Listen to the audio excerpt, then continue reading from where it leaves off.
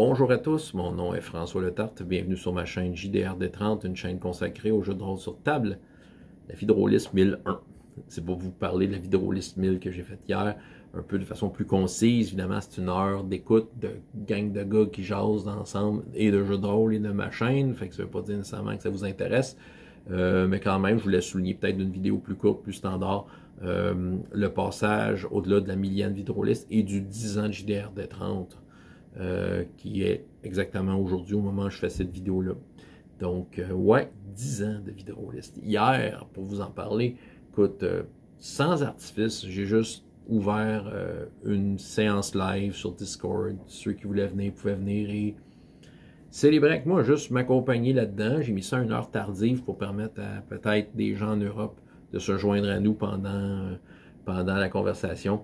Puis c'est ça, là, déjà en partant, dans les chats, j'ai pas eu le temps de lire, mais je sais que dans les chats du live de YouTube, ainsi que sur le Discord, j'ai eu plein de monde qui ont commenté tout le long. Je vais prendre le temps à être reposé d'aller lire ça. Merci à tous ceux qui ont commenté. J'ai vu Heroic arriver vers la fin, il était déçu, il aurait peut-être aimé participer au live, mais on va se reprendre, Eric. Sérieusement, j'ai envie, comme on se jase ça, là. On trouvera un moment. Mais, mais ça, je suis très content que tu sois passé, ainsi que tous les autres. Merci à tous ceux qui ont commenté. Maintenant, la tablée en direct que j'avais, je vais vous en parler un peu. Écoute, encore une fois, je vous dis, on était une gang de dudes. Et à commencer par Philippe, avec qui je partage cet ancien Uncharted Worlds, un super bon joueur. J'étais très content, il était là tout le long de la présentation pour accompagner la millième. Hein? Il a fêté la millième et le 10 ans de JDRD30 en direct, avec une bière en main, comme moi. Quand on avait des bières, on parlait de jeux de rôle. Il faudrait faire ça en vrai, Philippe. Il faudrait que je check prochain draconiste, parce que moi, mon problème, parce que mes enfants suivent. Je peux les amener dans les bords après. Je vais essayer d'organiser de quoi, en tout cas, prochaine fois, le prochain draconiste, qu'on ait ça sous la gueule. Non, mais on verra. Stéphane, justement, parlons donc, draconiste, Stéphane de draconiste qui était là, il a été un bout de temps quand même avec moi, je suis super content qu'il est venu. Écoute, tu sais, Festival Draconiste, la plus grosse convention de jeux de rôle au Québec, il est quand même derrière tout ça. C'est quand même un événement important. Je suis content qu'il soit venu m'accompagner à ma millième. Moi, je suis simplement un vlogueur qui n'arrête pas de faire des vidéos, mais quand même, de façon mitoyenne, je pense que j'ai beaucoup d'admiration pour ce que ce gars-là et son équipe font, toute son équipe, parce que c'est super cool, une convention de jeux de rôle gratuite, puis avec autant de qualité, puis c'est ça, puis moi j'ai toujours utilisé JDRD30 pour en parler, là, puis en surparler, puis je me dis, c'est le fun, faut y aller, faut l'essayer.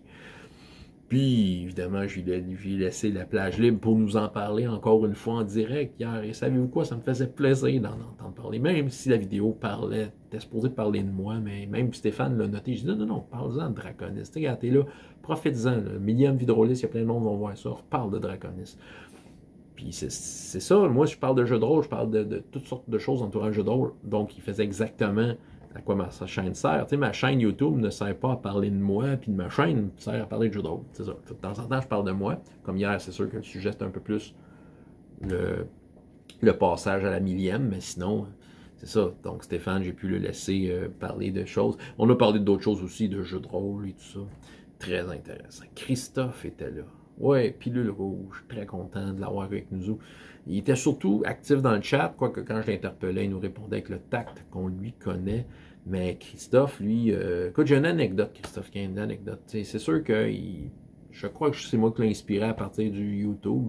Du moins, j'ai peut-être été une de ses inspirations pour décider, OK, il va s'en faire une chaîne. Mais je me souviens que dans les premiers temps, la première fois que je l'ai rencontré, en fait, j'allais chercher Marc. J'allais chercher Marc dans une convention de jeux de rôle à Montréal, je faisais le lift, j'y rendais service.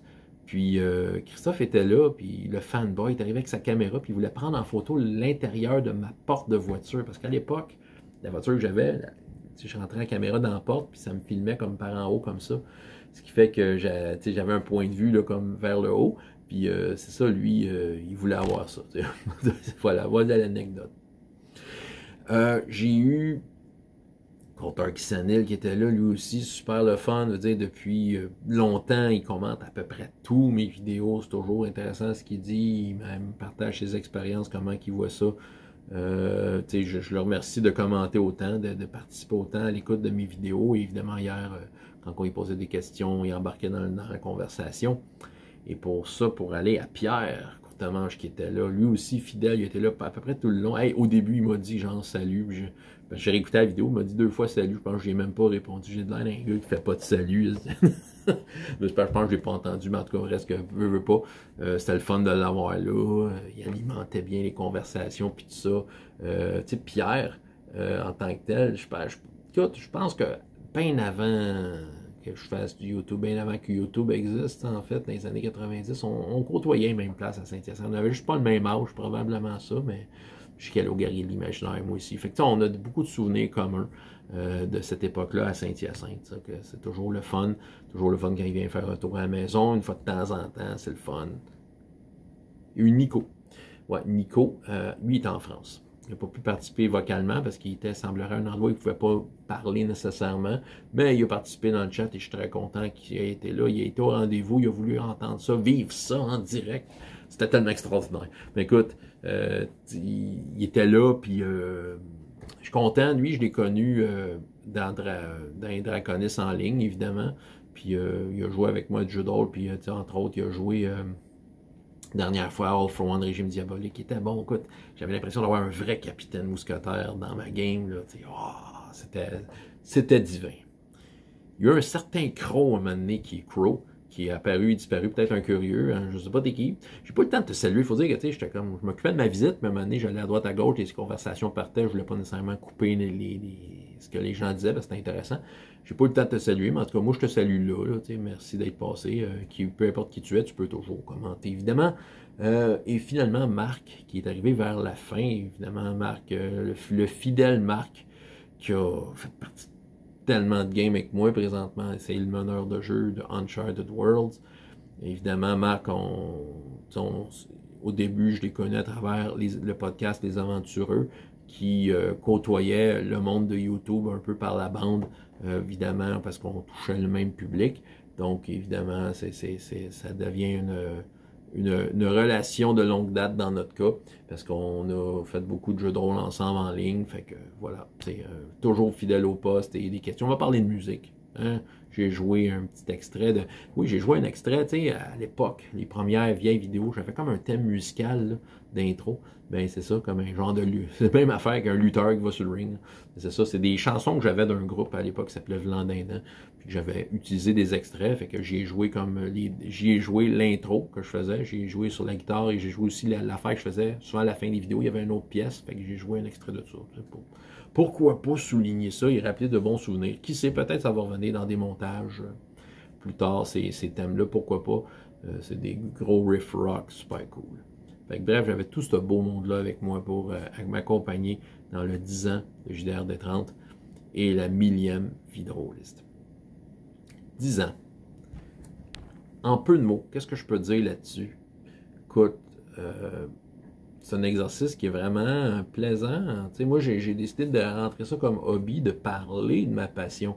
Puis ça m'a tellement appris des choses. Parce que là, en étant public, je suis confronté à toutes sortes d'opinions, en commentaire, tout ça. Et ça me fait évoluer, ça me fait réfléchir. Tu sais, je pense que c'est le genre de discussion qui est très saine. J'ai décidé de prendre ce médium-là. J'ai pas pris des blogs, j'ai ni pris le podcast. Tu sais, j'ai juste décidé de faire des vidéos que vous me voyez à la face, puis que je fasse de quoi de bien simple, à parler de mes trucs.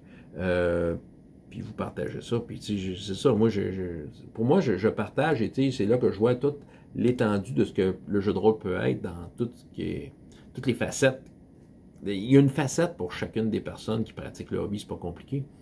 Puis, en fait, ça devient compliqué si tu analyses toutes les facettes, là, mais on voit ici qu'il faut juste rester ouvert et se rappeler que c'est un jeu qui c'est pour plaire. Puis pour les fois où les gens pensent que je me suis fâché à la caméra, je n'étais pas tant fâché. Je peux être indigné, tout ça, mais je vais vous dire, là, si tu es fâché à cause d'un jeu, tu es aussi bien d'arrêter. Fait que, moi, je suis là de façon positive à me présenter à la caméra et de parler de ce qui me fait triper ou des choses qui vont m'accrocher, mais au final, ça m'a appris d'être ici avec vous. Ça m'a appris à accepter toutes les versions que ce jeu-là peut avoir et toutes les façons de faire que les gens peuvent avoir aussi. Puis, tout ça. Je pense que c'est pas mal ça que j'aurais à dire sur le dernier 10 ans de jeu de rôle. Toutes les rencontres que j'ai faites, c'est incroyable.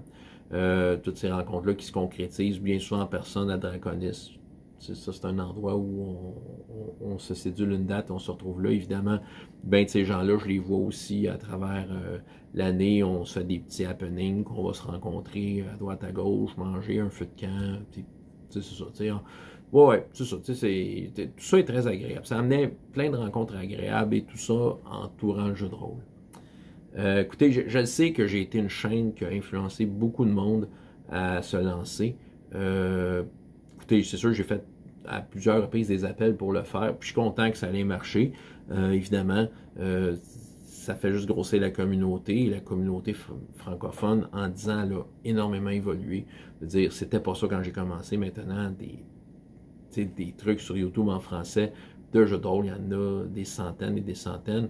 Je dirais que la grosse majorité, ils ont commencé sans me connaître, là, mais je sais qu'il y en a quand même un bon nombre, que l'idée est venue de moi ou indirectement de moi, parce que c'est quelqu'un qui est influencé par moi qui en a influencé un autre, et voilà, il y a comme ça fait un enchaînement d'influence. Mais moi, évidemment, j'ai été influencé par des gens avant, c'est ça, la communauté anglophone était très forte. D'ailleurs, j'ai fait une vidéo en anglais qui, je pense, je suis allé voir, il y a déjà quelqu'un qui fait un pouce en bas. Mais tu sais, j'ai fait une vidéo en anglais hier, qui ça faisait très longtemps que je n'avais pas mis de public. Et oui, ma chaîne avait un volet très anglophone au début parce que les personnes avec qui je pouvais échanger étaient du côté anglais et YouTube, c'était là. Ben, c'était là en anglais là, pour le jeu de rôle. Fait que j'ai nommé quand même des gens que je rappelle, j'ai peut-être 6 noms que je pourrais juste renommer rapidement. Ça commence par Game Geeks, RPG, Kurt Weagle, qui avait des critiques de jeux de rôle très bien montées. Fait que ça m'avait. C'est le premier que j'ai vu qui m'a vraiment comme frappé. Le style vlogging, c'est vraiment Tim Harper, Samurai 7, qui a été une énorme influence pour moi. Un point tournant, il m'a même aidé à me sortir d'un burn-out de meneur de jeu à cause d'une vidéo qu'il a faite, qui était tout simplement lui à en parler. C'est rien scientifique, juste comme un ami rôliste qui te parle comme un ami. Et ça, c'est ça, lui, je lui dois ça, vraiment. C'était une grosse influence. Anthony Boyd, de la chaîne RuneSlinger, un gars ultra à son affaire, ultra pertinent. Écoute, je suis content de l'avoir dans mes contacts, je suis content de partager All for One, Régime Diabolique avec lui. C'est super le fun, je suis très content, il m'a beaucoup influencé. Ivan Mike 1968, ça c'est très drôle parce que quand j'ai commencé JDR de 30, c'était une chaîne qui avait arrêté de faire des vidéos, ok? Mais j'aimais beaucoup ces vidéos qu'il avait fait, puis j'aimais tellement ça. Puis je voyais que c'était un musicien. Fait que, à un moment donné, j'ai posé des questions. Ça a été très long avant qu'il réponde, probablement, comme un il s'est mis à regarder sa chaîne YouTube, puis qu'est-ce qui se passe, puis il a vu mes questions. Puis on s'est mis à échanger, et il a recommencé à faire des vidéos à cause de moi. Puis il en a fait beaucoup depuis. Il a slacké un peu, mais il a été une couple d'années où il était très intense, et c'était super pertinent. Puis je suis super content de l'avoir influencé à revenir à faire des vidéos, parce que j'ai dit, hey, est-ce que ton vieux stock, tu l'as fait? Moi, je trouve ça super intéressant, puis tout ça. Puis, dans le fond, il renaît de ses idées. Il est revenu de ses cendres, d'une certaine façon. Je l'ai même rencontré en personne aux États-Unis. Super bon Jack. Je suis content de l'avoir dans mon entourage anglophone rapproché. Deux autres chaînes québécoises qui ont commencé en anglais, Same Old G, qui avait le style vlogging, marche à côté des trains, Jean-François. Tu as été une de mes grosses influences pour partir ça. Même tu as fait une vidéo disant, hey, est-ce qu'il y a du monde en français? Et moi, j'avais dit oui, je m'en viens. Puis ça n'a pas été long. Quelques mois après, je commençais. Fait que, mais c'est ça, Same Old G, tu m'as comme juste un peu. Tu sais, j'étais déjà en processus de faire des vidéos, mais toi, tu m'as comme juste dit, hey, y a-tu quelqu'un? Oui, je suis là. Puis ça m'a comme donné une poussée de plus pour que ça roule un peu plus loin. Dans l'Inquisitor, Sébastien, qui faisait des vidéos en anglais. Probablement que c'est à cause de moi qu'il l'a fait en français à un moment donné. Mais c'est ça, il était en anglais. Puis évidemment, c'était toujours très agréable. On a vécu des affaires ensemble. RPGS, les projets RPGS dans lesquels je l'ai aidé, j'ai participé, on a joué ensemble certaines games. On s'est rencontrés à un moment donné. Goûte, Sébastien, il a arrêté de faire des vidéos, mais gars, je te le dis, là, t'étais un grand. T'étais un grand parmi la gang. Fait que, tu sais, dans le fond, c'est sûr que si tu reviens, tu fais des vidéos, puis que tu fais juste comme t'ouvrir, tout simplement, les gens vont t'écouter. Ça va être intéressant. Sébastien. Alors, donc, c'est ça. Et un autre, et là, je vous envoie mes petits détectives, que j'aimerais ça retracer. Je ne sais pas, il est où. Peut-être qu'il est en train de m'écouter.